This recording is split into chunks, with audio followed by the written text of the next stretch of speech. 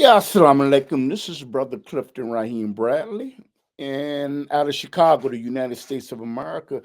And my background is dark, okay, and it's dark for a reason. And I want to assure people that are xenophobic, that have bad things to say about Islam, that make publications that are bad about Islam, and assure you that Prophet Muhammad, sallallahu alaihi wasallam, peace and blessings be upon him, he did not spread Islam by the sword.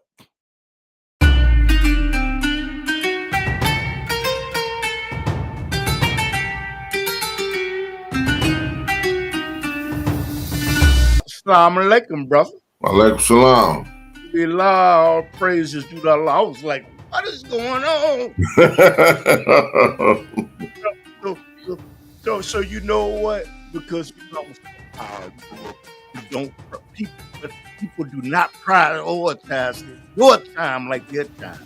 I was like, you can understand.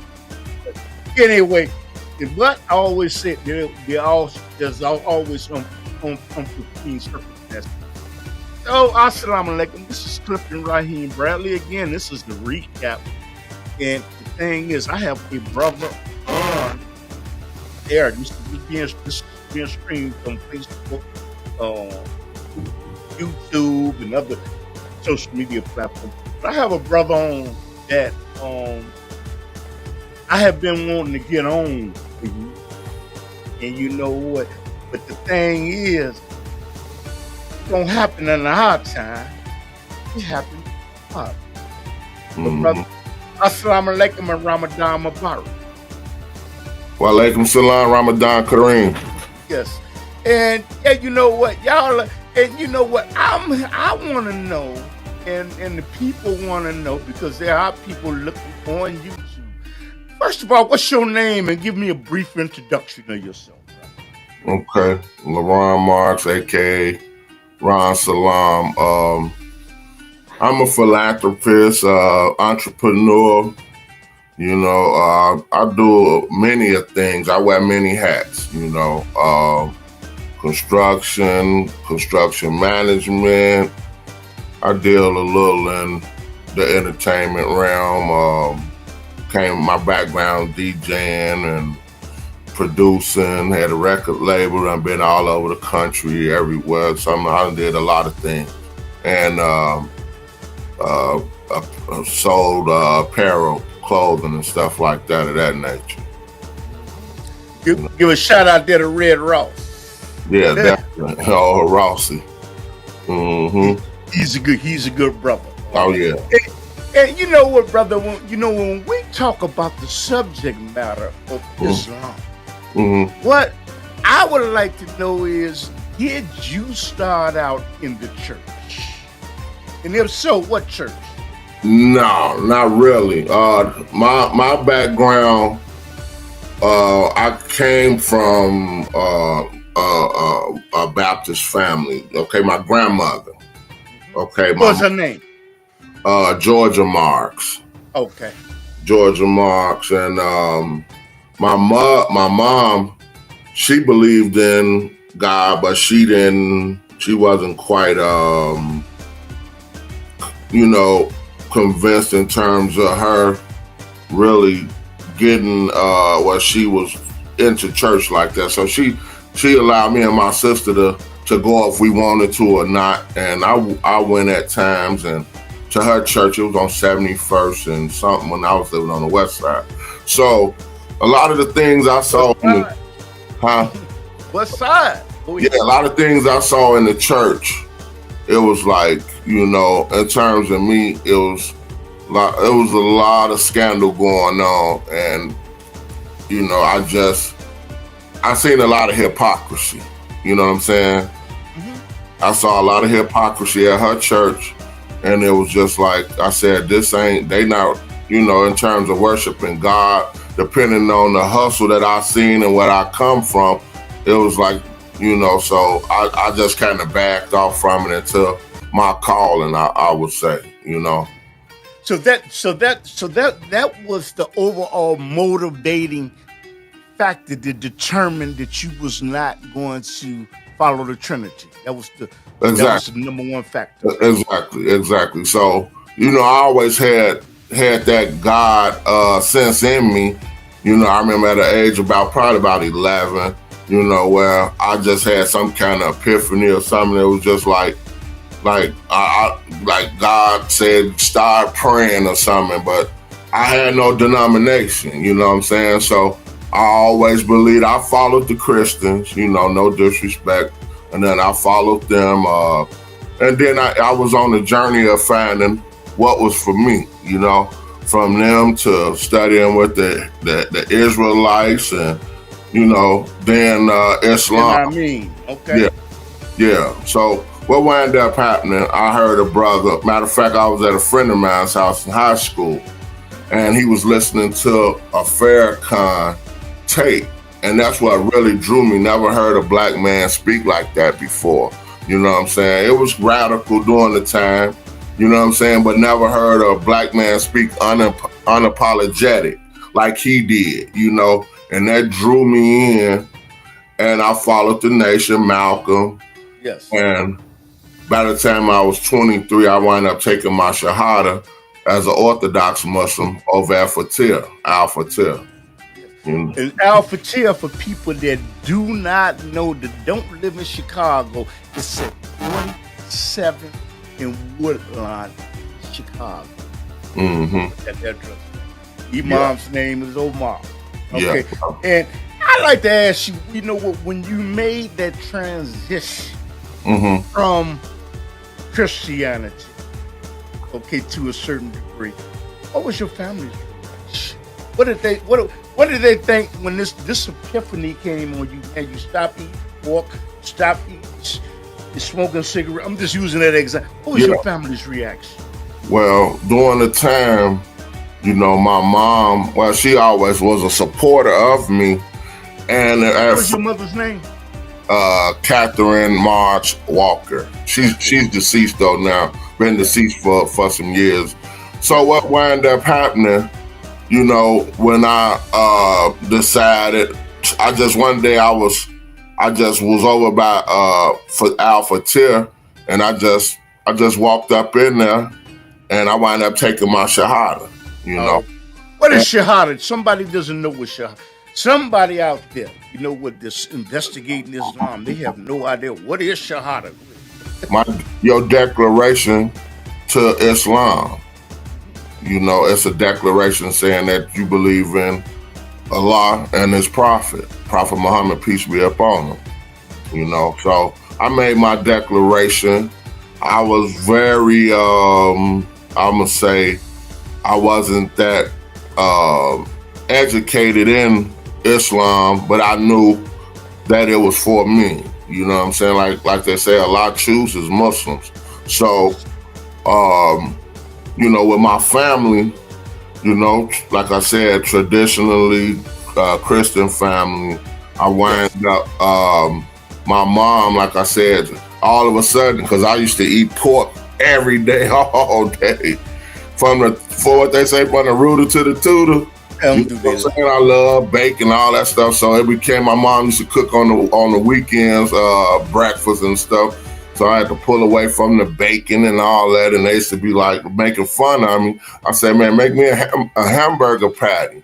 And she knows when I'm dedicated to something, I'm gonna dedicate myself. So yes, before my mom passed, she wanted to know what I was getting into. So she came to Fatih. Allah allow her to come to Fatih and sit during different sessions or whatever. And she was just like, and even my pops, and he was a street guy before he passed. What was your father's name?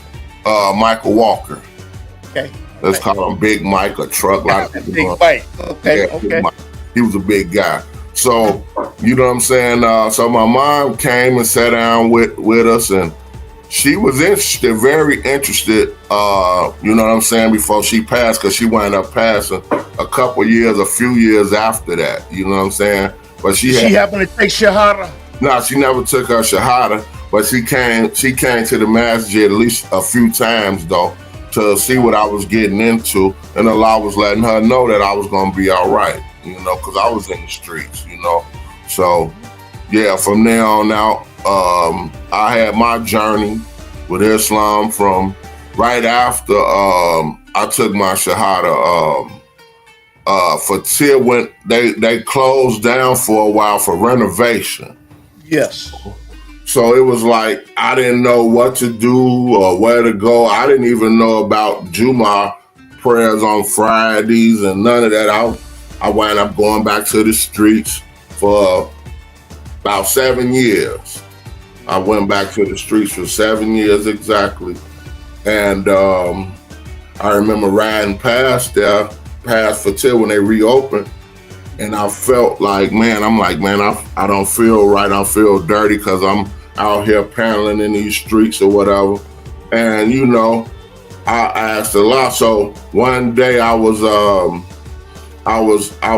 remember coming home to my girlfriend, and I remember her fussing with me, one of my baby mamas actually, and I was in the streets hustling real tough. She was like, look. I was like, I said to Allah, I said, look, you got to take me away from this. And 15 minutes later, I got arrested. And that was my journey back to Islam when I was in the Cook County. Where'd you go to Statesville or county jail? I never went to the joint. I was in the county, and I wound up, I was in Cook County jail. I was bringing brothers together. We was praying together from all the factions. There was a lot of disruption between the officers. They didn't want to see it, you know what I'm saying, going on.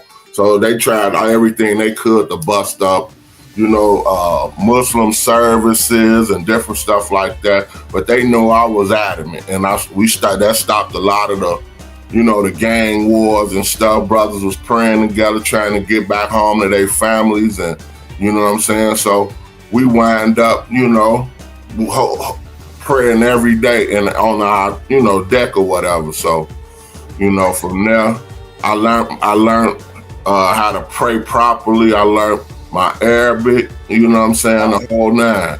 So, yeah, and this case that I was facing, it was a pretty heavy case. I was looking at, the lease was 10 years, and, you know, wind up getting boot camp. By the grace of God, you know, by the grace of Allah, you know, because they was like, the least they'd do for me was 9 years during that particular time. And I wound up doing boot camp, completed that, wound up being a top cook in boot camp, and they wound up trying to hire me to work there for the county. But then they wound up having to doing cutbacks or whatever, so it was a seniority thing. So they was like, well, we can't hire you then, you know. You know, brother, I'd like to ask you, when you made the decision and made this transformation, I imagine, I know you have a lot of friends, but there are a whole lot of friends that you had to leave it alone, because in Islam, I think it says in the Quran, it says, do not make the unbelievers your bosom buddy. In the Quran, I'm saying bosom buddy, are close companions and friends. You have to leave it alone, a lot of people, because they giving dawah, you giving dawah. I'm asking. Well, yeah, the thing about it was Allah showed me who was who. You know what I'm saying? So it was certain people that was my so-called friends that left me hanging when I was in a world of trouble, and you know, so Allah showed those people hands to me, you know, so it wasn't a whole lot I had to do. Like if I had a inclination about someone, Allah would show me, you know, because he gonna make sure that he protect you from your enemies, you know. Well, let me ask you in a different way. Do you agree with that in the Quran, that it says that you should not make the non-believers your close companions? Do you agree with that in the Quran? Yeah, I believe it. You know what I'm saying? Because at some point, they don't know what you know and don't believe what you believe. And, certain people might have certain ill feelings about that situation, and in certain different instances it might come out, and that's what I've seen. You know what I'm saying? Not to say that you don't have nobody that's non-believer that's your friend, but to a degree though. Even I done seen it even within family. That some people, cause they don't understand. But that's up to a lot to get them the understanding of it. Just like And go ahead. Just like he said, they won't stop until they make you an unbeliever. You know what I'm saying? And people laugh and they talk and this, that, and the other, because they know they out there, wrong, and then they want to pull you back in that wrongness. You know what I'm saying? So that goes on every day. When you first came into Islam, before you came into Islam, what were some of the misconceptions that you had about Islam, or you just didn't know anything about it? Well, you know what? The neighborhood that I came from, right? I remember, the thing in my neighborhood where I grew up at was the village, called the village, over by Jewtown, over on Roosevelt, over that way. And, it was about being tough and, the toughest guys, the guy that celebrated. So, I grew up around there, my family, a lot of my father, uncles, all kind of, people was into those things. So I remember as a youngster, looking at some people, a couple families that had knowledge of themselves. But during the time, and these were some Israelites, they weren't even Muslim, but this wound up opening my eyes up to broader things, because, we was laughing at some of these people. They was dressing up in African garb and, and that wasn't common in the neighborhood. We laughing at them like, oh, look at them, they trying to be African or this, that, and the other, and didn't even realize that we was African. You know what I'm saying? Yes, like we were some subculture group, they call us black, like that was something different, And from there, it went on, I wound up seeing other things on the way, and it was a light bulb just went off, And like I said, from the thing of trying to going to church and seeing a lot of the hypocrisy at my grandmother's church, you know what I'm saying? It was just like I said, something out there for me. This ain't it right here. So, a lot guided me, like I said, until that one day I walked up in Fatir and took my shahada, and from there I've been on the journey from there on out. And there are people like Muhammad Ali, and big inspiration, helped to build a mosque, 47th in Woodlawn, and Kareem Abdul-Jabbar, Mike Tyson. You know what they have said that Islam has changed my life. How has Islam impacted and changed your life? Can you share that with the audience? Yeah, in a very, very big way. Tell us some of the things that how it has changed your life, please. Well, the way I perceive life from the way I used to perceive life, it was a thing where, coming up from an adolescent, everybody want to be the top this or the top that, you know what I'm saying? And, like I said, where I was from, it was about who was the toughest or who was the baddest, or, you know what I'm saying? And, I always had love for my people, for one. You know what I'm saying? Yeah. I wouldn't kick nobody down in the dirt, you know what I'm saying? Because they was down, So that I always had that in me. I came from good people, that had sympathy for others. If they had a piece of bread there, give you half of the bread, without even knowing you. You know what I'm saying? And that was one thing that I got from my grandmother, my mom, and the rest of my family. They was some giving good people, And that just, as I grew, like I said, and then when I was really introduced to Islam, it was just like, wow, this is a whole big world out here. You know, Yes. a lot of people don't get out of that box that they in from their upbringing, you know, neighborhoods, you know, like the projects and, you know what I'm Yes. saying? These little Yep. small what, 2 mile radius or 1 mile radius. And a lot of people never escape the mindset, you know?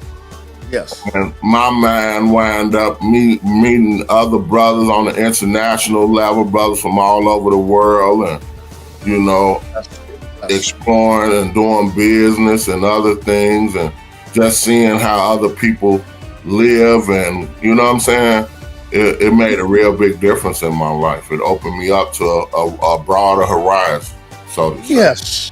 And you know what? For the individuals that are just tuning in, you're looking at the Underground Railroad podcast, and we're talking about a gentleman, brother, that had made his conversion from another religion to Islam, and we're sharing that to you and giving dawah to you, inviting you to Islam, not to force you to come to Islam, because Islam, there's no compulsion in Islam, but we would pray that you would investigate Islam and eventually come into it. There's no compulsion in Islam. You know what? So this is the Underground Railroad, and the thing is, we come on every Saturday night at 10:30 in Chicago, but we come on YouTube 7 days a week, 24 hours a day. And I have Ron Salam with me. And you know what, Ron? I'd like to ask you that I would like to discuss the 5 pillars of Islam. Okay. 5 pillars of Islam. I think the first is Shahada. Okay. And after that, your Salat, Zakat, fasting, and Hajj. I would like to ask you, starting with Shahada, the news media has done everything they can to try to extinguish the truth of Islam. Why would the news media try to say negative and hateful things about Islam if the first pillar of Islam is Shahada? And can you elaborate on that and with that question? And you tell the people a recap of what Shahada means. Shahada means you making your declaration to Allah subhanahu wa ta'ala. You making your declaration. And the thing about it is this: what I see with the media, a lot of people are trained thinkers. This is what I learned. There's a lot of other stuff going on in the world right now as we speak. And a lot of people can't, they so trained minded that they can't see beyond what they've been trained to either think or trained to look for versus having a mind of their own. So with that, a lot of people I see that don't know about Islam, they fear it, you know? Yeah. And it's for the worst for them, because Islam is a beautiful thing. It's complete from A to Z. You know what I'm saying? Allah didn't leave nothing out when it comes to Islam in terms of etiquette, everything. You know, it's nothing like, we have one general prayer, which is the Fatiha. You know what I'm saying? Unlike other groups where they could make up different prayers, and not every Muslim must pray the Fatiha. That's the basic general, like he said. And what you was about to say? So, no, I'm listening to you. See this classroom? You're educating the classroom behind me, brother. Go ahead. Yeah. So the etiquette, he made etiquette in everything you do as a human being. What the Quran is a guide. It's just like when you buy a TV or a refrigerator, they give you a guide how to work. And that's what the Holy Quran is for man and womankind, is to be able to navigate through life in terms of not guessing everything. He laying it out for you. Like, you know, over time, you could never learn everything in that Holy Quran. You could learn something every time you read it. I've seen several scientists wind up taking their shahadas after them discovering certain things that they've been looking for hundreds of years and going to the Quran and Allah explained it. Matter of fact, I was just talking to a young lady the other day and she was saying, yeah, I seen a thing where these two waters meet, but they don't mix. And I say, that's in the Holy Quran. Allah explains that. And it's like a force field. One of them, he said, is sweet, and the other one is salty, meaning salt water and fresh water, and they don't mix. It's an invisible line. He said, you know what I'm saying? Then the fish don't even cross each side. And he's showing you his might. That's a part of him showing you, because a lot of people say they want to see their God. You can see your God, you just don't see him physically like you could look at me, but you see him what he's in. Like he said, every year you see the grass and these trees die. Yes. And then I bring it back to life. So he said, I could create you once, I could create you 1,000 times. And people thinking like, you know, that they gonna do something slick. You're not bigger than God. Great.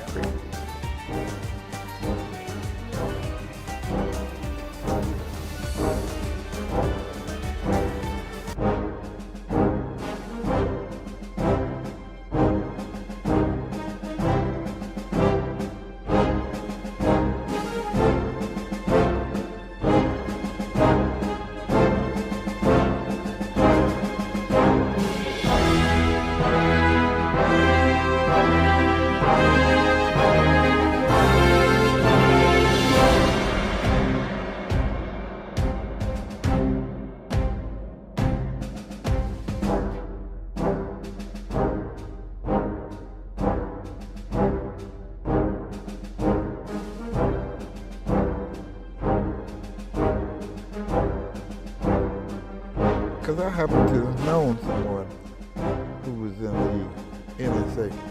Okay. All right? And they don't know what they'll know now. I've been in their building with him. Did you just hear? Yes, sir. And they Some people don't know what NSA the National Security Administration. And when I walked up in there and seen nothing like that before in my whole life. Wow. They got video screens. I mean, from here to 35th Street. Those street cameras, right? Those are the screens like you watch on a computer. Right. All right? They got a room where they listen to conversations all around the country. All right? That's why I can say what I said. But they let me go because he was an important person. And they figured if he was pregnant, it was all right. All right? They made a mistake, but I never forgot that. Well, wait a minute, all the while.